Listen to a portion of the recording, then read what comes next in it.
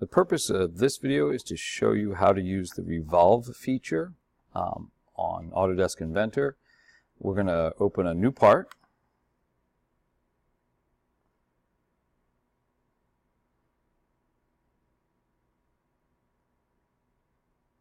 We're going to start with a 2D sketch, of course, and what we're looking at here is this. We're going to make, if you think of we'll do a simple one. Think of like a soup can. When you look at a soup can, pardon me, from the side, it looks just like a rectangle. So when we go to use the Revolve feature, what we want to think of is what does this object look like when cut in half, say, both ways. In other words, if you took a regular soup can, let's say our soup can is 3 inches tall and has a diameter of 2 inches. So we could start with a rectangle. Not could start, but we picture that soup can, let's put it that way. It would be 2 inches wide by 3 inches tall. Now don't make this yet because I want to point something out. But the thing is, when we use Revolve, we don't want to look at the whole face of this. We only want to look at how we're going to split it in half this way. So we want to cut it, and we only want half of it. So if our soup can is going to be a 3 by 2 in terms of its 2-inch diameter and a 3-inch height, what I really want to make is a rectangle that is 3 inches tall but only 1 inch wide, like so. And so I finished that sketch, and we're going to make this into a soup can, and do what basically a cylinder. And by the way, I know we could do this with a circle and extrude it, but we're just learning how to use the Revolve feature here. And I'll show you the next part, why the Revolve feature is better in some situations. So then I can come up here and I can click Revolve. I also believe that if I right click, yep, it's one of my choices here. So I can click Revolve, tell it I want to do this face. I believe it's already, since it's the only thing in town, it's already selected it. I don't have to add it. It's waiting, it wants to know around what axis I want to revolve. And so I'm going to pick, in this case, one of my lines. I'm going to pick this one. And when I pick that one, it's going to do a full 360 degrees revolution of it. So if I click there, it goes all the way around and creates the soup can.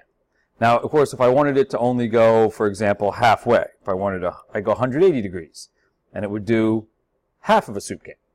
Or I could do 90 degrees.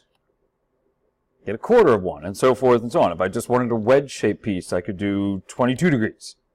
There's a little wedge. So in this case, I want to go all the way around to make the full thing. So I can type 360, or I can choose full. But either way, I've used that Revolve feature to make this right here.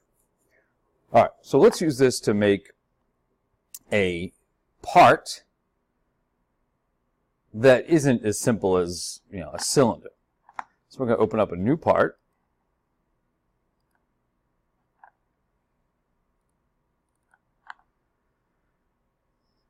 Go with a 2D sketch.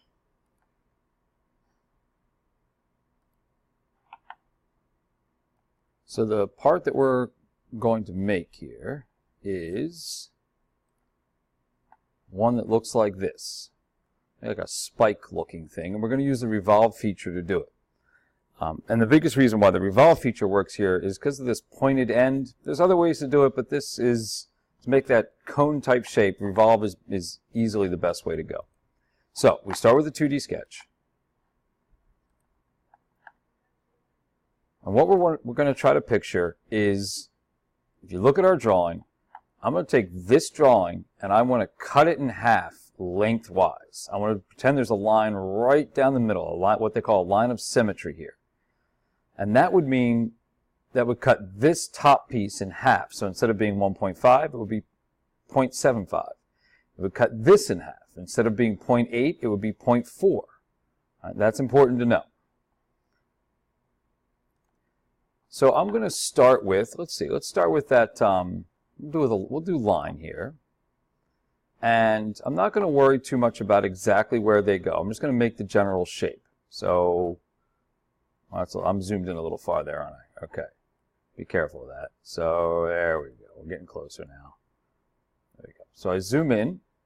make the general shape. I go here, and I'll go up a ways, few inches there, and then I'll go over, and then I'll go up a little bit, and then I'll go over, get to the middle here. Notice I'm only making half of that shape, like so. And now I'm going to dimension it, just like it shows in the drawing. Now when I look at the drawing, let's see, the overall height is 3 inches. So on mine, that's going to be this line here. I'm going to dimension that at 3 inches. And let's see. Remember, this distance is from the middle to here, so that's 0.75. Dimension this at 0.75. Let's see, I'm going to dimension this, the underside here. That is, I have to do some subtraction here, aren't I? So I have 1.5 and I minus 0.8.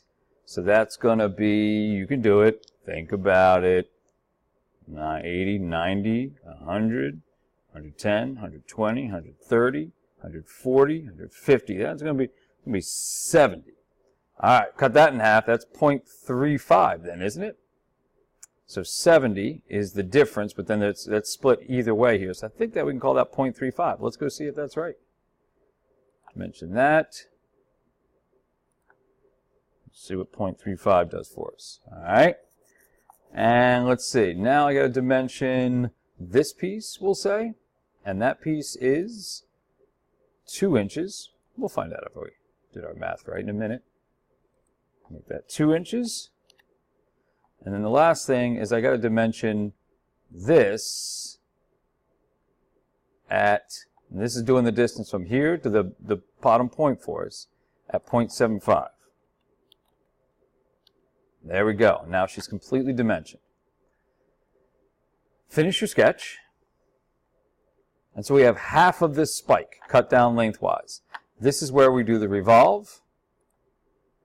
And since there's only one surface to choose, it already chose it, so it already is over here saying, hey, what axis do you want? And of course we want to revolve it around this long axis right down the middle. It assumes we want to go all the way around, which we do, and just like that, we've made the piece. And what I would like you to do is right-click on the revolution and click Show Dimensions, and then take your screenshot of it, please. Actually, what I really like to do is make a drawing of it, truth is. Yes, let's do that. Submit a drawing for me. So make this drawing, please. Remember to start that. You are going to save your shape. I'm just going to call this Revolve Practice 1.2 because it's the second time I've done it. Save it. And then I'm going to make a drawing. And remember the first couple steps of that process. New, drawing, get rid of, change your sheet size. So edit sheet, make it an A size. Get rid of the big answer block, big title block, hit delete. And go here, drop down this menu, drop down title blocks, double click on ANSI A, and there it is. Remember, go to I Properties and Summary to fill it out. All right, title, we can call this Revolve Practice 1. Intro to Engineering, blah, blah, blah, blah, blah. And then place your base. And really, that's all you need to do is just the base, and we'll do this view up here as well. It's really all you need to do. In mine, it's kind of maybe redundant to have this. You really don't need it. But so this is what we're going to end up with, and dimension it, and so forth and so on, and then save it as a PDF or print it to a PDF if you remember how to do that. So let's say you already had that done,